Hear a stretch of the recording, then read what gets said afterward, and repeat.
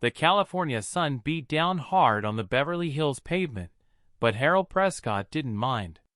At 72, his bones ached from time to time, but he'd walked these streets long before they were home to velvet ropes and influencer showrooms. Today he stood in front of a boutique he had spent 4 decades building from the ground up, a place that now bore his last name above the glass doors in cursive gold, Prescott Atelier. Harold looked nothing like a CEO. His wrinkled khakis were 2 decades old, his cardigan had seen better years, and the Panama hat he wore made him look more like a grandfather lost in the city than the founder of one of America's most respected luxury fashion brands. He took a step toward the door. Before he could reach the handle, a tall, tan woman with icy eyes and a tight bun stepped out from behind a marble reception podium. "Excuse me, sir," she said crisply, holding a tablet like a weapon. "Do you have an appointment?" Harold smiled, warm as summer. "No, ma'am. Just here to take a look. Haven't been in for a while." Her eyes scanned him from the ground up. Scuffed loafers, a frayed collar, hands rough from age and time. "I'm sorry, we're appointment only. Prescott operates exclusively for our Gold Circle members now." He blinked. "Since when?" "It's a recent shift," she replied, her tone brittle. "We tailor our experience for a higher caliber of clientele. You can apply online." Harold tilted his head. "I've been a part of Prescott since the beginning." "I'm sure," she said dryly. "Sir, if you don't have an appointment, I'll have to ask you to step aside. We're expecting actual clients shortly." Her words weren't shouted, but they cut deeper than a scream. People in the boutique looked up from their curated champagne flutes. Some even smirked. An elderly man being turned away. What a joke. Harold didn't argue. He simply stepped back and walked away, slow but deliberate. They didn't recognize him, not because he had changed, but because they had. Prescott Atelier had become a palace of pretense. And today, they turned away its king. But this wasn't the end. It was the spark. Harold didn't go home that afternoon. Instead, he rode quietly in the back of a modest sedan, his hands folded in his lap, his gaze far from the skyline of Los Angeles. His driver, a young man named Luis, glanced in the rearview mirror, sensing the silence wasn't ordinary. "Everything all right, Mr. Prescott?" Harold nodded, though his mind was 1,000 miles away. "Just a little disappointed, that's all." Luis knew better than to ask. Harold Prescott might have been old, but he was no ordinary man. The stories about him were legendary in fashion circles. A truck driver's son from Missouri, who turned a sewing machine in a garage into a billion-dollar brand.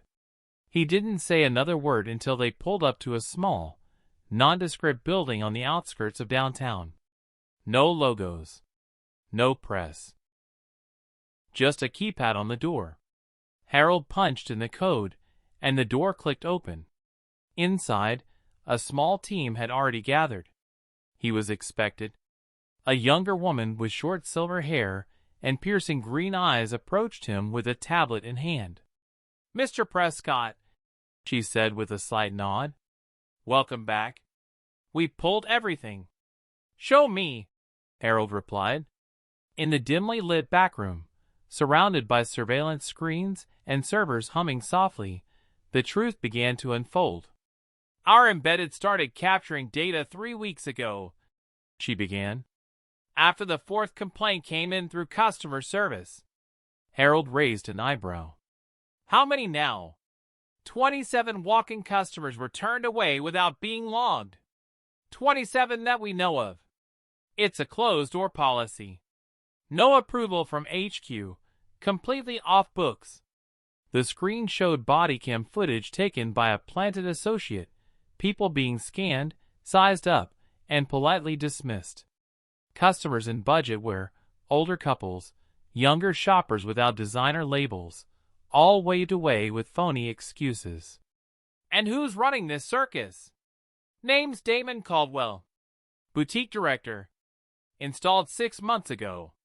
Used to manage exclusives for some Parisian brand no one can pronounce. His assistant, Vanessa Gray, is the one you met today. Background in luxury events. No retail experience. Just a sharp tongue and sharper eyes. Harold sighed. The same eyes that told me I wasn't welcome in my own damn store. She nodded. We've got more. The next clip was from inside the boutique, a staff meeting. Damon was speaking. I don't care if it's Jesus himself. If they don't look the part, they don't get past the velvet rope. Prescott is about prestige now. No more walk-ins. No more looky-loos. We are not Walmart. Laughter filled the room. Another video played. Vanessa dismissing a woman with 2 children, telling her the store was undergoing renovation. The woman left visibly confused. Harold's jaw clenched. What about numbers? He asked. The woman flipped the tablet. Inflated. Margins are high because they're overcharging Gold Circle clients. Charging extra for exclusivity that doesn't exist. Meanwhile, actual sales are down 35%. They're just hiding it. Harold stood silent for a long time. The lights from the monitors cast long shadows across his weathered face. Send it all to our legal team, he said finally. But don't make a sound. Not yet. Sir? She asked. I want to handle this in person. She blinked. You're going back? He turned to her, voice cool and steel sharp. Oh, I'm not going back as Harold Prescott. A smirk tugged at the corner of his mouth. I'm going back as a client. The following morning, Beverly Hills gleamed under the early sun, polished like the boutiques that lined Rodeo Drive. But today, something was different. At 9:52 a.m., before the Prescott Atelier boutique even officially opened, a well-worn Buick pulled to a stop across the street. Out stepped Harold Prescott, unrecognizable from the man on the cover of fashion magazines a decade ago. He wore a wrinkled plaid shirt tucked into faded blue jeans, thick-soled orthopedic shoes, and a baseball cap with a faded Prescott logo from the 1980s. No watch, no entourage. Just an old man with a curious glint in his eye and a slow, determined walk. This time, he had a hidden camera clipped to his collar and a microphone tucked under his shirt. Inside, the boutique buzzed quietly as staff prepared the showroom. Crystal fixtures were polished, racks adjusted, champagne glasses lined the back bar. It wasn't a place that expected trouble, certainly not from someone who looked like Harold. He approached the glass doors, hand outstretched. Vanessa Gray spotted him first. Her lips tightened immediately. Sir? She said sharply, stepping forward before he even touched the handle. We're not open yet. Harold smiled gently. Just hoping to have a look. I flew in from Kansas. Always wanted to visit the flagship. Big fan of Prescott for years. She squinted at him. And do you have a shopping appointment? He shook his head. No, ma'am. Just a quiet browse, if that's all right. Vanessa's laugh was short and icy. Prescott isn't a window shopping experience, sir. We're private client only. You'll need a referral and an active account. You don't exactly fit the profile. He raised an eyebrow. Didn't know you needed a resume to buy pants. Behind her, Damon Caldwell had emerged, sipping an espresso, tailored in black on black, his posture dripping with the arrogance of a man too long unchecked. What's the problem, Vanessa? He asked, his voice low and theatrical. She gestured. This gentleman's here for a nostalgic tour, apparently. Damon looked Harold over once, then dismissed him with a smirk. Sir, this isn't the mall, Damon said. We don't have clearance racks, and we certainly don't offer guided tours. Harold's jaw didn't move, but his eyes hardened ever so slightly. You always talk to customers like this? Damon snorted. Customers? You think this place is for anyone who wanders in off the street? Prescott is an elite experience. Curated. Tailored. Protected. Protected from what? Harold asked quietly. From the unqualified, Damon replied without missing a beat. Now, if you'll excuse us, our real clients will be arriving shortly. There it was again, that thin smile of superiority. Vanessa gently took Harold's arm, steering him away like he was a confused old man lost at a wedding. I'm going, Harold said, hands raised in mock surrender. But his voice carried weight now. Wouldn't want to disturb the royalty. He turned back one last time, locking eyes with both of them. Funny thing, he said. When you spend your life building something, you start to recognize when someone's tearing it down. Vanessa tilted her head. Excuse me? But Harold just smiled. You'll understand soon enough. Then he walked off down the sidewalk, disappearing slowly around the corner. By the time he was out of sight, the Prescott legal team had already landed at LAX. And the reckoning was just beginning. 3 hours later, the Prescott Atelier boutique on Rodeo Drive was buzzing as usual. Stylists flitted like bees among glass cases and velvet benches. The atmosphere was calm, clinical, and curated, just the way Damon Caldwell liked it. He sat in his private lounge, laughing with a couple from Naples who had flown in for a private styling. Cameras snapped photos. Champagne glasses clinked. Everything appeared perfect. Until the doors opened. For black SUVs pulled to a gentle stop out front. Their doors swung open with military precision, and out stepped a procession that shifted the very air around the boutique. Harold Prescott walked at the front of the line, not in jeans and sneakers, but now dressed in a tailored navy suit from his own 1999 Heritage collection. His silver hair was combed back neatly, his expression unreadable. Beside him walked two sharp-eyed attorneys, a corporate compliance officer, and the current president of retail operations. Behind them, trailing discreetly with cameras and notebooks, were two reporters, one from the Los Angeles Chronicle, the other from Business Lens Weekly. Inside, Vanessa's tablet slipped from her hands and clattered to the floor. "Oh my God," she whispered. "That's... yeah," muttered the barista. "That's the guy." Damon stood halfway, suddenly unsure if he should pretend to smile or run. Harold didn't give him the chance. He stepped through the glass doors, calm and slow, and looked around the boutique like a man visiting a gravestone.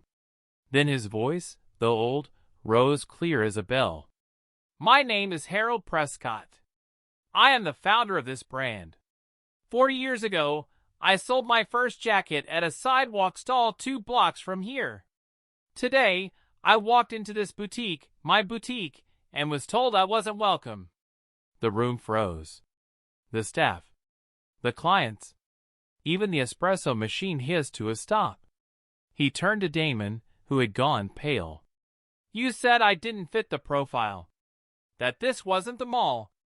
That I wasn't qualified. Mr. Prescott, Damon began, but Harold cut him off. "No, let me finish. You don't get to lead this place by pretending the people we serve aren't good enough. You don't get to decide who deserves to wear our clothes. I built this house for people, not pedestals." He gestured to the reporters. "We've uncovered video footage, financial misreporting, and an internal ranking system based entirely on looks, background, and credit cards. You've turned Prescott into a private country club. Worse, you've turned customers into statistics." Damon opened his mouth, then closed it again. Harold looked over at Vanessa, whose posture had crumbled like paper. "Miss Gray, do you remember what you said to me yesterday?" Her mouth trembled. "Sir, I didn't mean—" "You meant every word," Harold said. "That's the problem." He turned to his legal team. "Effective immediately," he declared, "Damon Caldwell and Vanessa Gray are terminated. Their contracts are void. Their credentials are revoked. Escort them out. Now. Gasps. A murmur rippled through the boutique. Damon tried to protest, but the compliance officer had already stepped forward. We have everything. Don't make this harder. Vanessa started crying as she was led toward the door. Damon's eyes burned, not with regret, but with shame. And just before he was pushed outside, Harold said one last thing. You made me invisible in my own home. Now watch what happens when I make you irrelevant in the world you tried to own. As the boutique doors closed behind them, the silence broke. Applause, quiet but steady, began to rise from the floor staff. And Harold Prescott just stood there, nodding once, as the empire he built finally began to return to what it was meant to be. That evening, as twilight draped itself over Beverly Hills, the Prescott Atelier boutique felt like a different world. Gone were the velvet ropes. Gone were the gatekeeping smiles and fake exclusivity. The air inside felt lighter, as if the walls themselves had exhaled. Harold remained after the press had left, after Damon and Vanessa had been escorted out with their designer pride crumpled at their feet. He didn't celebrate. He didn't gloat. He just walked the floor in silence, taking it in. The showroom was beautiful again, not because of marble tiles or gold leaf hangers, but because it wasn't pretending anymore. You planning to stay the whole night, Mr. Prescott? Asked Rosa, a sales associate who'd been with the store for 6 years, her voice soft. Harold turned. She smiled awkwardly. I remember you now. From the old ads. From the founder's wall. You and half the staff were too afraid to speak up yesterday. He replied, not unkindly. I was, she admitted. We all were. They said if we let anyone off brand, we'd be written up.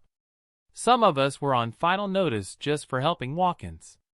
Harold nodded. You're not anymore. She exhaled like she hadn't in months. Then the door opened. No appointments. No camera crews. Just a young man and his mother. She wore a church dress with thick heels. He wore a tie that didn't quite match. They stepped inside carefully, eyes unsure. Rosa didn't wait. Welcome to Prescott Atelier, she said, smiling. Looking for anything special today? The mother hesitated, then spoke. My son just got hired for his first office job. We wanted to get him something that makes him feel ready. Harold watched as Rosa guided them gently to the suit section. There was no mention of gold circle. No judgment. No exclusive tiers. Just service. 10 minutes later, Kevin, one of the junior stylists, approached Harold quietly. Sir, may I ask something? Go ahead. You're going to clean house, right? Corporate's going to put in all new leadership? Harold looked at him. You think that's the only way? Kevin shrugged. It's how they usually do it. Harold smiled slightly. You spoke up during the chaos. I saw that. Kevin flushed. I was just tired of watching good people get tossed out because they didn't look the part. That kind of courage doesn't come from training, Harold said. It comes from heart. Then he leaned in. How would you feel about helping me rebuild this place? Kevin's eyes widened. Me? Sir, I've only been here a year. Exactly, Harold replied. You haven't been here long enough to forget why it was built. Later that night, Harold stood in the office that once belonged to Damon. All the gaudy statues and ego-driven nameplates were gone. It had been stripped down to a desk, a single chair, and a framed photo of the original Prescott stall, a folding table from 1983 with a single jacket and hand-lettered sign. He placed it on the desk. Tomorrow, the real work would begin. The public had seen the spectacle. But now came the harder part, changing the culture. Not just in one boutique, but in every single Prescott location across the country. Because exclusivity may have built the fashion world. But humanity? That's what would save it. The next morning, long before the boutique opened, Harold arrived with a clipboard in hand and a plan in mind. Not a corporate rollout. Not a top-down command. A real plan, built on listening. By 8:15 a.m., every Prescott staff member from the Beverly Hills location had gathered on the showroom floor. Some came nervously. Others with curiosity. A few still looked guarded, unsure if yesterday's scene had been a publicity stunt or the beginning of something real. Harold stood in front of them. No podium, no microphone. Just a man in a brown sweater and corduroys, holding a paper cup of black coffee. "I'm not here to make a speech," he began. "You've all heard enough of those." Silence. "I'm here to ask a question. Who do we serve?" Someone in the back muttered, "Gold Circle clients?" Harold shook his head. "No. We serve people. All of them. Whether they walk in wearing Armani or Army boots. Whether they've got 10 grand or just hope in their wallet." He paused. "We got lost. Somewhere along the way, we started confusing price tags with purpose. That ends today." He raised the clipboard. "From now on, every Prescott boutique will follow what we're calling the welcome standard. No appointments required. No client tiers. No dress codes. No judgment." A murmur moved through the group. "It's not optional," he added. "And it's not temporary." He handed the clipboard to Rosa. "You've been here longer than most. I want you to oversee it." She blinked. "Me? You remember what it was like when people walked in and smiled because they felt seen, not sized up? That's what I need back." Next, he turned to Kevin. "This store needs a new client experience lead. You're it." Kevin nearly dropped his tablet. "Sir, I'm just—" "No," Harold interrupted. "You're exactly what this place needs. You know what it feels like to be invisible. That makes you the perfect person to make sure no one else feels that way." The atmosphere shifted. It wasn't about punishment anymore. It was about rebuilding. Training manuals were replaced with conversation. Associates were encouraged to share stories of their own experiences when they'd been overlooked, underestimated, or judged. Those stories became the foundation of a new training model: empathy first, policy second. By noon, the boutique had reopened its doors without velvet ropes. A new sign had been installed above the entrance. "Everyone welcome. Always." It was simple, but it hit like thunder on Rodeo Drive. And people noticed. Customers began walking in again. Not qualified leads. Just people. Tourists. Grandparents. A teenager looking for a gift for his mom. A young woman trying on her first suit. No one asked for proof of net worth. No one glanced at shoes before offering help. Across town, other Prescott stores started calling in. "What happened yesterday? Is the founder really back? Are we allowed to help people again?" Harold took every call personally. And to each one, he said the same thing. "You're not just allowed. You're expected." That evening, as he watched Kevin help an elderly woman find a scarf for her daughter's anniversary, Harold felt something he hadn't in years: peace. The numbers on the books didn't matter. Not yet. What mattered was the look on that woman's face when she realized she belonged. And Harold knew then, they weren't just changing a store. They were changing the soul of a brand. By the end of the week, Beverly Hills had begun whispering again, but this time, not about VIP exclusives or overpriced handbags. No, the whispers were different now. "Did you hear? Prescott's letting everyone in. Someone said the founder came back and fired the whole management. I went in yesterday in jeans, and they treated me like royalty." What started as curiosity turned into something stronger: trust. People who had once been dismissed now walked proudly through Prescott Atelier's doors. Mothers with toddlers. college kids on their first shopping trip, retirees with savings tucked away for a single indulgent purchase. And for the first time in a long time, no one was turned away at the entrance. Harold, meanwhile, didn't rest. He called daily meetings with boutique leaders across the country: New York, Miami, Chicago, Seattle. He walked them through what happened in Beverly Hills, showed them the footage, the data, the heartbreak. And then he showed them the faces. Smiling customers. Associates proud to wear their name tags again. New hires standing tall without fear of judgment or ridicule. Some managers resisted, those too cozy with the exclusivity, the illusion of scarcity.